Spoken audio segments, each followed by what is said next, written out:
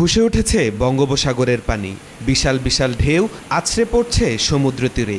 উত্তর পশ্চিম বঙ্গোপসাগর এবং তৎসংলগ্ন এলাকায় অবস্থানরত লঘুচাপটি একই এলাকায় সুস্পষ্ট লঘুচাপে পরিণত হয়েছে। এ কারণে দেশের সব সমুদ্র বন্দরকে ৩ নম্বর সতর্ক সংকেত দেখিয়ে যেতে বলা হয়েছে। চট্টগ্রাম, কক্সবাজার, মোংলা ও পায়রা সমুদ্র বন্দরসমূহকে ৩ নম্বর স্থানীয় সংকেত দেখিয়ে যেতে বলা হয়েছে। আবহাওয়ার এক বিশেষ সতর্কবার্তায় এ সতর্ক সংকেত জারি করা হয়।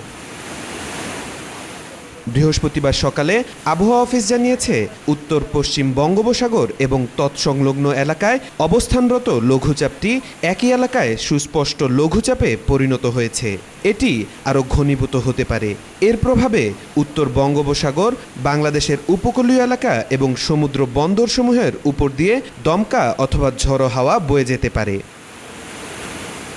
এ সতর্কবার্তায় আরও বলা হয়, চট্টগ্রাম, কক্সবাজার, মোংলা ও পায়রা সমুদ্র বন্দরসমূহকে ৩ নম্বর স্থানীয় সতর্ক সংকেত দেখিয়ে যেতে বলা হয়েছে।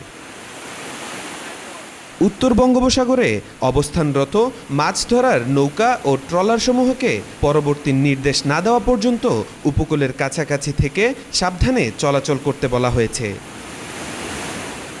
নিউজ ডেস্ক, আজকাল।